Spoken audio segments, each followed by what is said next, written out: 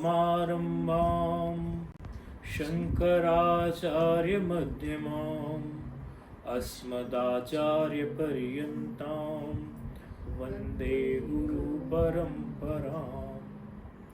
श्रुतिस्मृतिपुराणानाम् आलयं करुणालयं नमामि भगवत्पादं शङ्करं लोकशङ्करम्। शङ्करं शङ्कराचार्यं केशवं बादरायणं सूत्रभाष्यकृतो वन्दे भगवन्तौ पुनः पुनः। ईश्वरो गुरुरात्मेति मूर्तिभेदविभागिने व्योमवद्व्याप्तदेहाय दक्षिणामूर्तये नमः। गुरुर्ब्रह्मा गुरुर्विष्णु गुरुर्देवो महेश्वरः गुरुर्साक्षात् परब्रह्म तस्मै श्री गुरवे नमः। ध्यानमूलं गुरुर्मूर्ति पूजामूलं गुरोपदं मन्त्रमूलं गुरोर्वाक्यं मोक्षमूलं गुरुकृपा। अखण्डमण्डलाकारं व्याप्तं येन चराचरं तत्पदं दर्शितं येन तस्मै श्री गुरवे नमः। तस्मै श्री गुरवे नमः। श्री कृष्ण गोविंद हरे मुरारी हे नाथ नारायण वासुदेवा। श्री कृष्ण गोविंद हरे मुरारी हे नाथ नारायण वासुदेवा। श्री कृष्ण गोविंद हरे मुरारी हे नाथ नारायण वासुदेवा। एक तुम ही बंधु सखा हमारे हे नाथ नारायण वासुदेवा। श्री कृष्ण गोविंद हरे मुरारी हे नाथ नारायण वासुदेवा।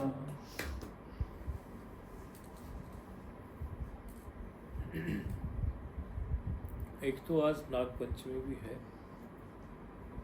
इसकी कई कथाएं मिलती हैं नागपंचमी की। एक कथा कुछ ऐसी मिलती है कि जन्मेजय ने जो यज्ञ कराया था, क्योंकि परीक्षित को काट लिया था सांप ने, नाग ने, तो तक्षक ने काट लिया था, तो फिर उनके पुत्र जन्मेजय ने सोचा कि इस पूरी प्रजाति को ही नष्ट कर दूंगा मैं। मेरे पिताजी को इन्होंने डस लिया, मैं पूरी प्रजाति को ही नष्ट कर दूंगा। तो सभी सर्पों को भस्म करने के लिए श्रेष्ठ ब्राह्मणों को बुलाकर आहुति देना चालू किया कि ऐसे ऐसे मंत्रों से आहुति दो कि पृथ्वी भर के सांप खिंच खिंच के आए और यज्ञ में स्वाहा। और हुआ भी ऐसा। जहां जहां बिल में छिपे रहते थे निकल निकल के आना पड़ता था। मंत्रों में शक्ति होती है।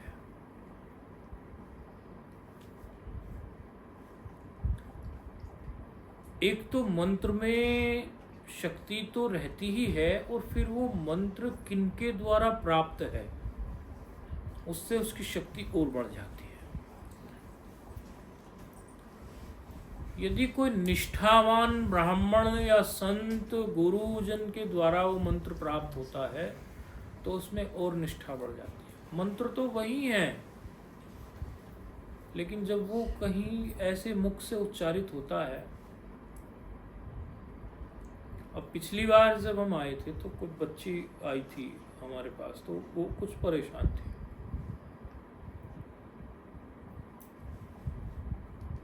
जॉब को लेके, उसकी नौकरी से संबंधित उसे परेशानी आ गई।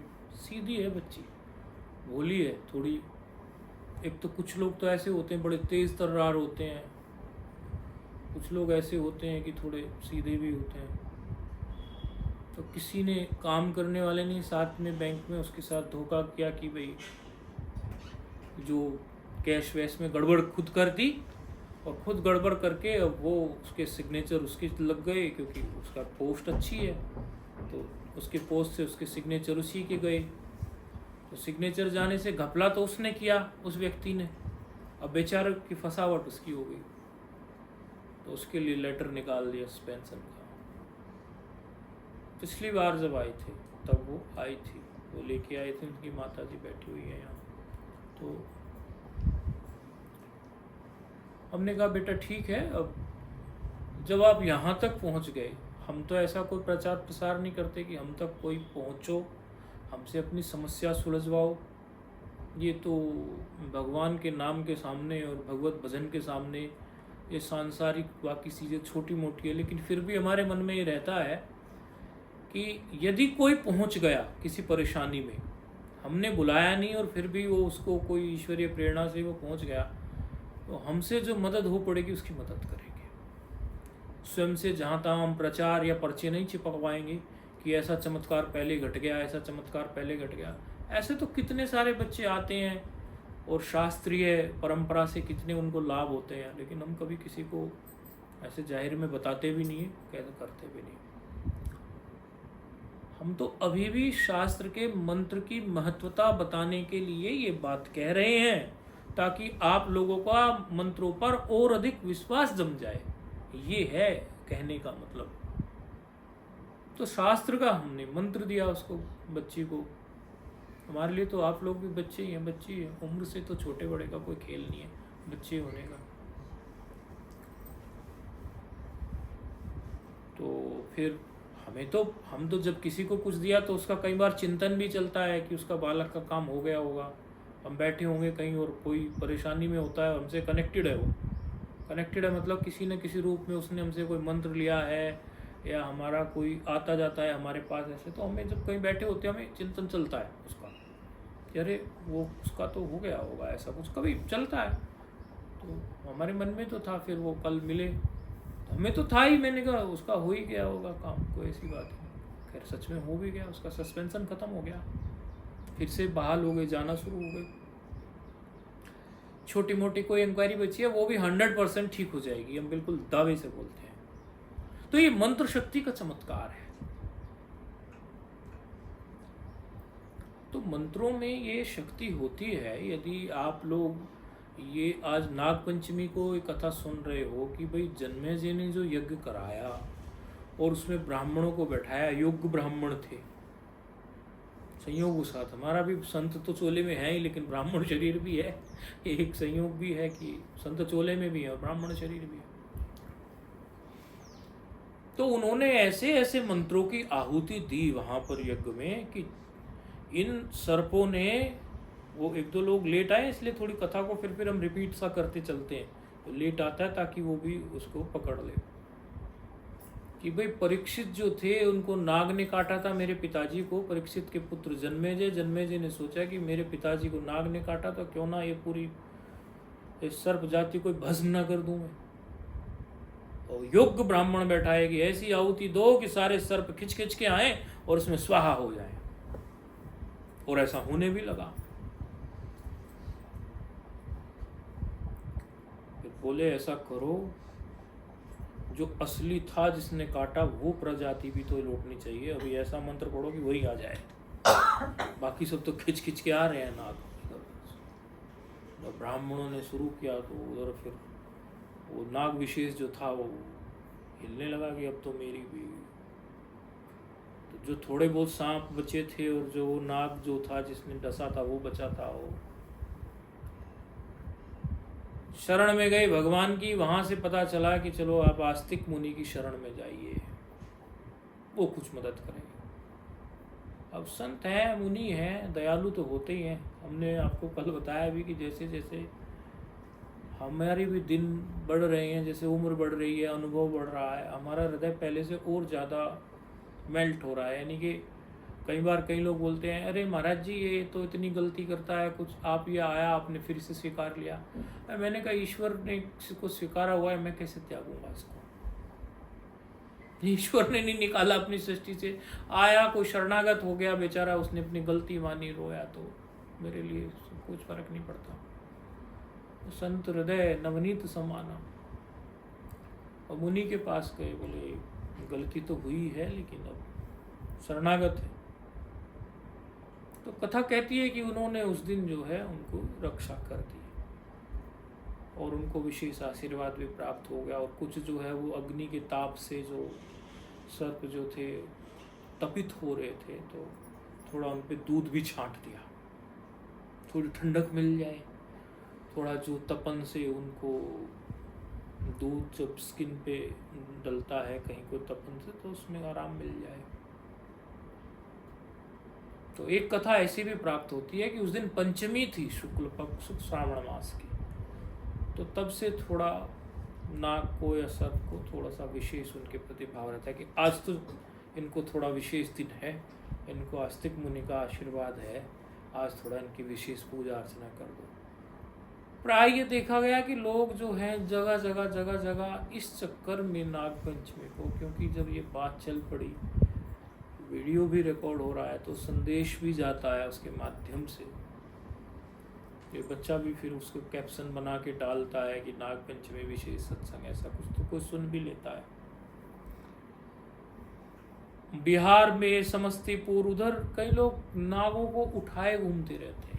अब जहां तहां यूट्यूब पे वीडियो भी देखोगे आज के दिन, आज भी समझ लीजिए 50-50, 100 लोग यूं लंबे के लंबे झुंड में चलेंगे और नागों को यूं एक नदी से दूसरी नदी की तरफ पूरा प्रोसेसन करेंगे, घूमेंगे, जल्लूस टाइप का निकालेंगे पूरा जुलूस।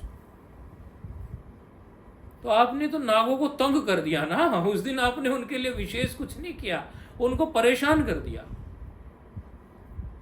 सांपों को तो मारने के लिए पहले ही इतने फर्टिलाइजर्स पड़ रहे हैं खेतों में कि जितने सांप पहले थे अभी उतने सांप बचे कहाँ हैं भाई। एक तो हमारी बिल्डिंग्स बनती जा रही है, पेड़ कम हो रहे हैं, तो बेचारी चिड़ियाएं भी लुप्त हो रही हैं।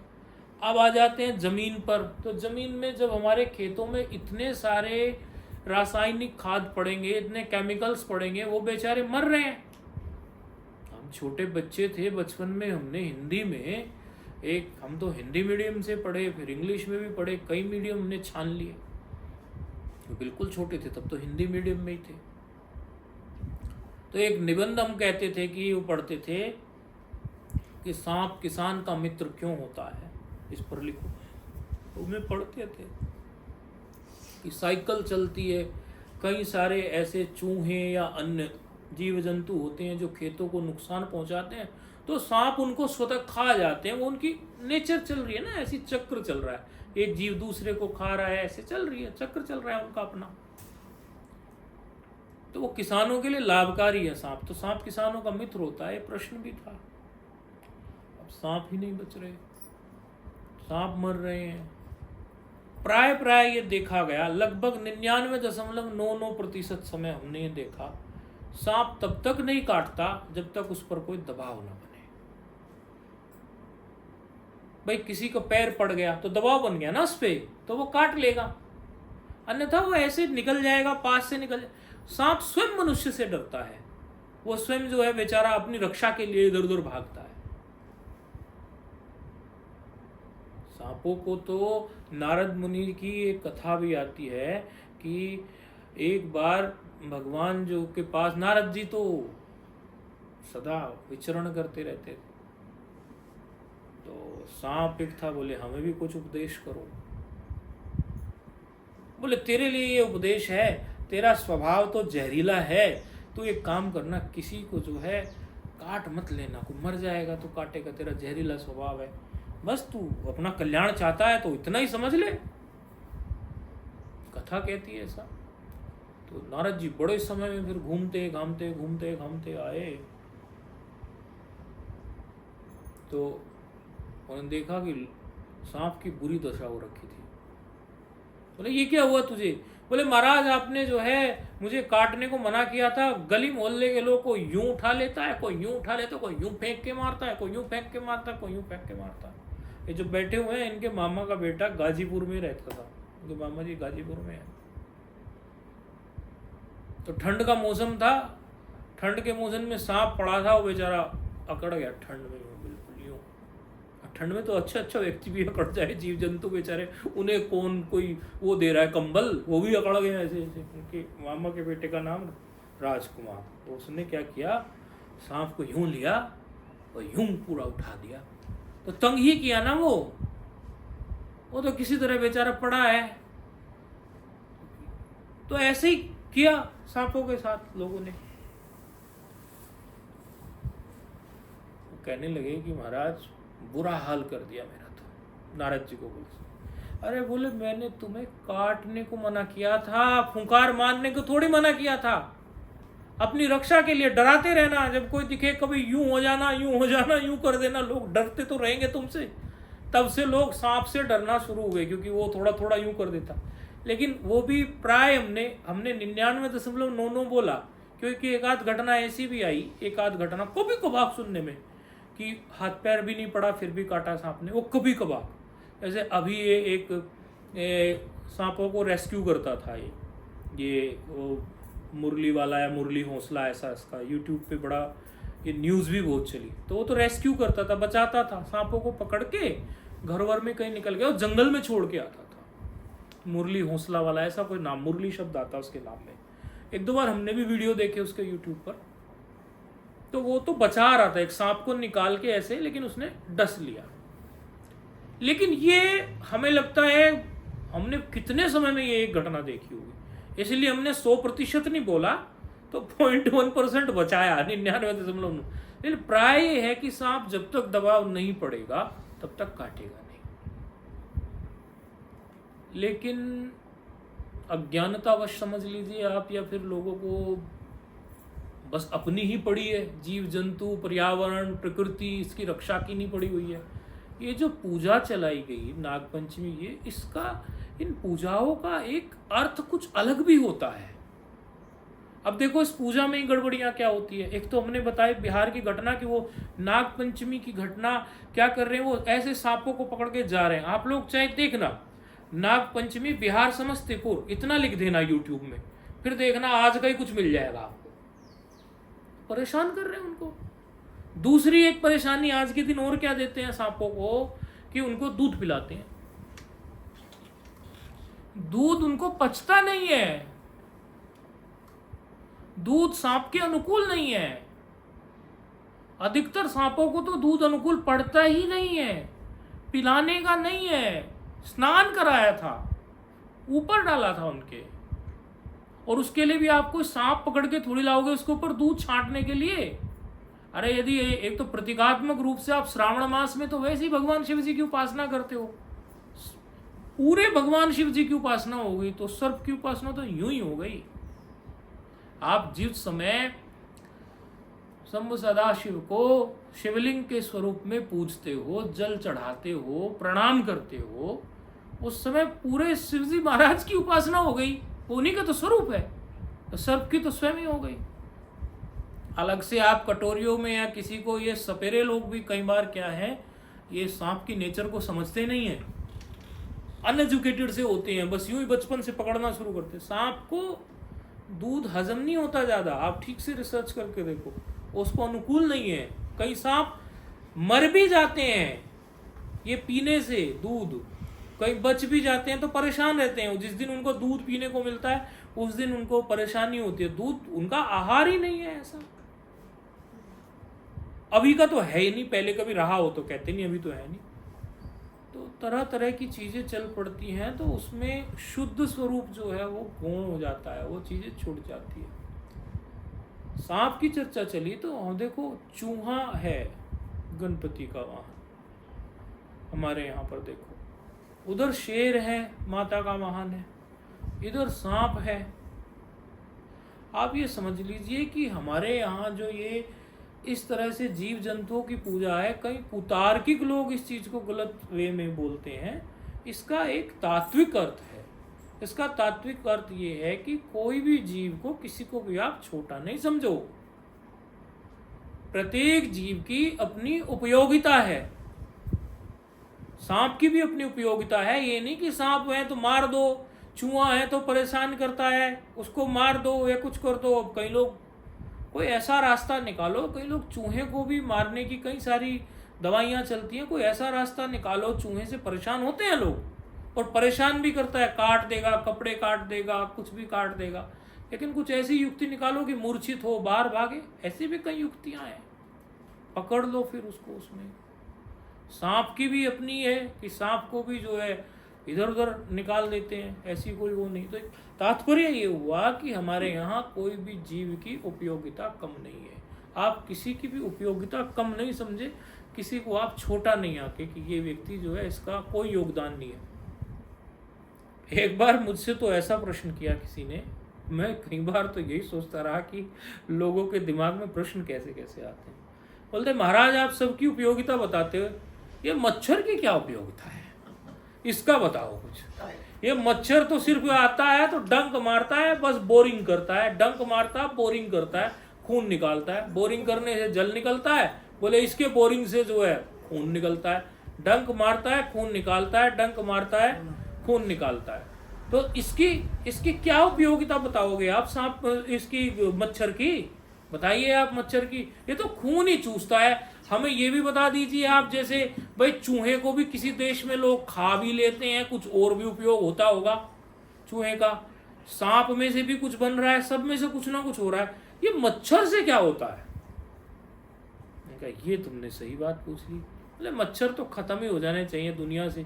मैंने कहा दुनिया तो लगी हुई है वर्षों से मच्छरों को खत्म करने में, लेकिन आज तक हुए क्या भाई, आज तक खत्म हुए क्या मच्छर। मच्छर तो फिर उतने ही कहीं ना कहीं से निकल के ही आ जाते हैं। इतनी कंपनियां तो खुलती जा रही हैं, नष्ट नहीं हुए। मतलब ईश्वर चाहता है कि मच्छर रहे, पूर्णतः मच्छर खत्म ना हो। ईश्वर की भी कुछ इसमें साजिश है क्या या लीला है, क्या कहेंगे।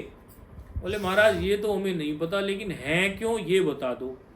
मैंने कहा ये तुम्हारा प्रारब्ध पूरा करा रहे हैं, उतना खून चूस रहे तुम्हारा, तुमने इनका चूसा होगा। मैंने कहा ये तुमसे अपना खून ले रहे हैं वापस, ये भी हमारी जो योनियां हैं उनमें से एक है। सबकी उपयोगिता है। ऐसा नहीं है कि कोई इस पृथ्वी पर कोई भी चीज यूं ही बन गई हो और अकारण ही बन गई हो। ईश्वर की सृष्टि में ऐसा नहीं है कि ईश्वर की जो प्लानिंग है। अरे एक किसान मिले तो कहने लगे महाराज भक्ति तो कुछ होती नहीं, अनपढ़ आदमी हूं, कोई जप भी नहीं होगा, लेकिन भगवान के लिए मेरा मन बहुत है कि मैं भी कुछ भगवान की कुछ प्रशंसा करूं, कोई जप, लेकिन मंत्र भी बताओगे तो भूल जाऊंगा। मैंने कहा तुम तो भगवान के सबसे ज़्यादा करीब रहते हो। तो कैसे? बोले खेत में रहते हो भाई, घर में एक तुम किसान आदमी हो, तुम्हारा ज़्यादा समय तो खेत में ही कटता है।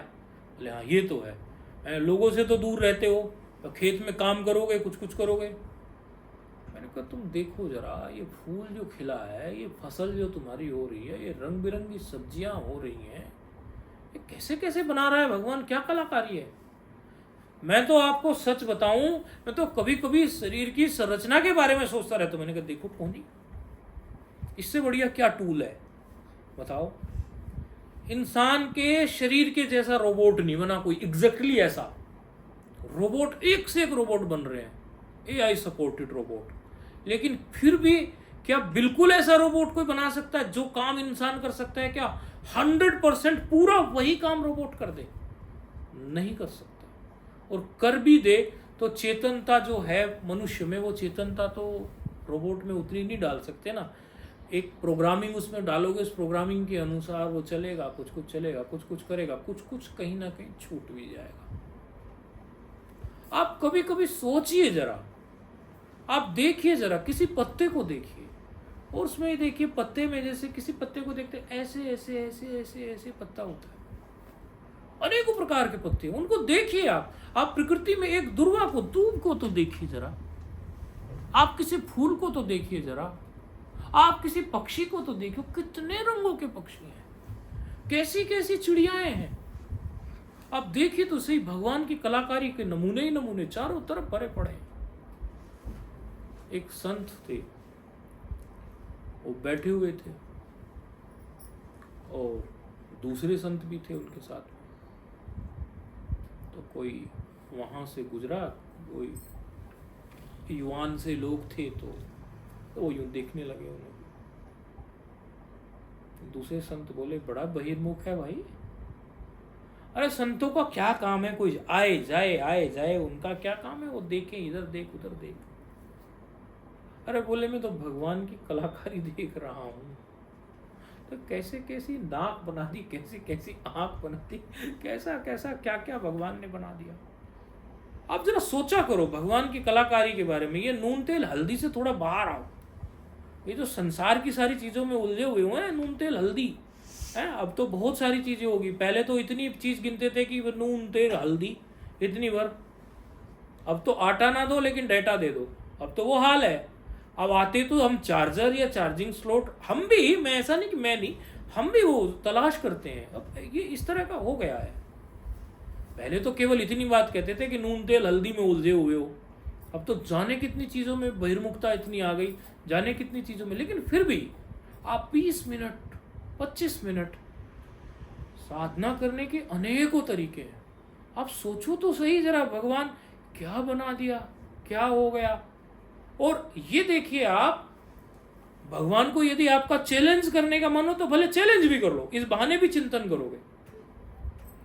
आप ये सोचिए कि मैं वही करूंगा जो मैं चाहता हूं, मैं वही करूंगा जो मैं चाहता हूं, मैं वही करूंगा जो मैं चाहता हूं, ऐसा सोचो। और पूरे 1 महीने तक ऐसा ही सोचो कि मैं वही करूंगा जो मैं चाहता हूं, मैं वही करूंगा जो मैं चाहता हूं, मैं वही करूंगा मैं वो चाहता हूं। मुझे ऐसा नहीं लगता कि 30 दिन भी पूरे ऐसे गुजरे कि आप सब कुछ वही करते चले गए जो आपने चाहा था। 30 दिन के अंदर ही कुछ ऐसी घटनाएं घट जाएंगी जो आपकी चाहत से बाहर निकल जाएगी। फिर कहोगे भाई कोई है कंट्रोलर, कोई है ऐसा जिसके हाथ में स्टीयरिंग है, वो सारा स्टीयरिंग हाथ में नहीं देता। एक बार मैं पंजाब में कहीं था, तो कोई कुंडली देखने लगा, बोला हाथ देखता हूँ, हमारी कुंडली देखने लगा, हाथ देखने लगा और सामुद्रिक लक्षण देखने लगा। और संत थे वो, उनको उस चीज का ज्ञान था। कुछ हमें भी ज्ञान प्राप्त है उन सब चीजों का, लेकिन वो विषय ही नहीं है हमारा, तो हम उस चीज को प्रसारित नहीं करते।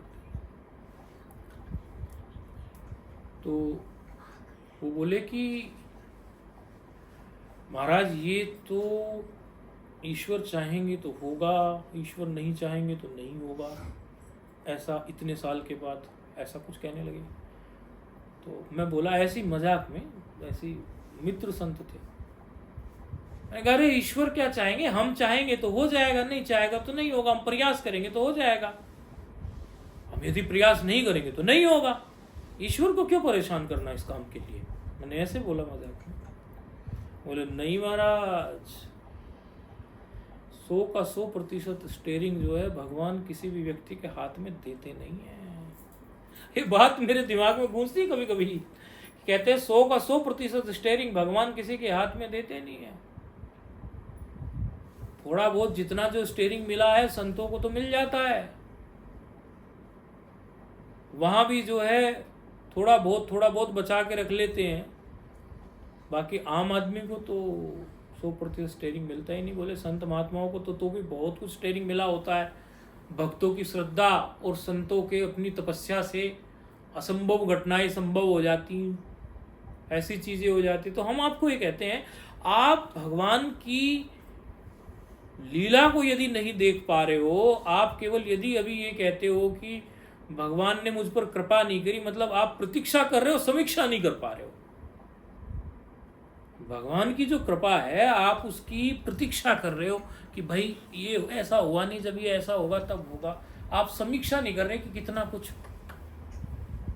एक भजन है ना कि जितना दिया सरकार ने मुझको उतनी मेरी औकात नहीं, ऐसा कुछ एक है।